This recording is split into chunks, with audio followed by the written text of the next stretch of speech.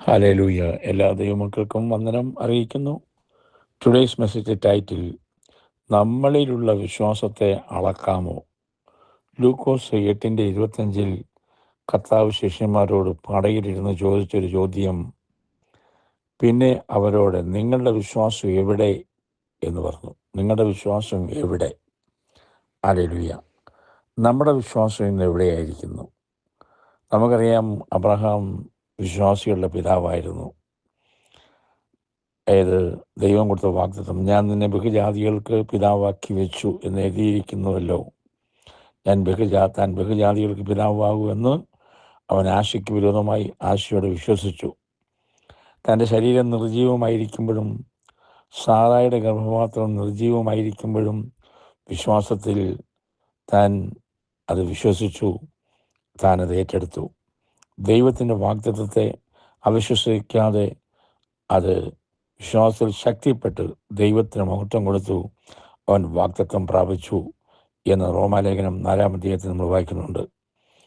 അതെ, ഇത് അബ്രഹാമിന് വേണ്ടി മാത്രമല്ല, നമുക്കും കൂടിയാണ് ഈ കാര്യം നമ്മളെ പഠിപ്പിക്കുന്നത്. അബ്രഹാമിൽ ഉണ്ടായിരുന്ന വിശ്വാസത്തിൻ്റെ അനേക പടികൾ നമുക്ക് കാണാൻ പറ്റും. ഒരു കാര്യം മാത്രം ചിന്തിക്കാൻ ഇവിടെ 3 മിനിറ്റ് കൊണ്ട് ആഗ്രഹിക്കുകയാണ്. മരിച്ചവരെ ജീവിപ്പിക്കുന്നവൻ, ദൈവം മരിച്ചവരെ ജീവിപ്പിക്കുന്നവൻ എന്ന് വിശ്വസിച്ചു. മരിച്ചവരുടെ ഇടയിൽ നിന്നും ഉയർപ്പിപ്പാൻ ദൈവശക്തിനെ നെണ്ണുകയും അവരുടെ ഇടയിൽ നിന്ന് എഴുന്നേറ്റവനെ പോലെ അവനെ, അതായത് ഇസാക്കിനെ തിരികെ പ്രാപിക്കുകയും ചെയ്തു. എബ്രായർ 11:19. അപ്പോൾ മരിച്ചവരെ ഉയർപ്പിപ്പാൻ ദൈവം ശക്തി നിന്ന് അബ്രഹാം വിശ്വസിക്കുകയും ആ വിശ്വാസം തൻ്റെ ഏകജാതനായ മകനെ യാഗം കഴിപ്പാൻ തന്നെ മനസ്സുള്ളവനാക്കി തീർക്കുകയും ചെയ്തു.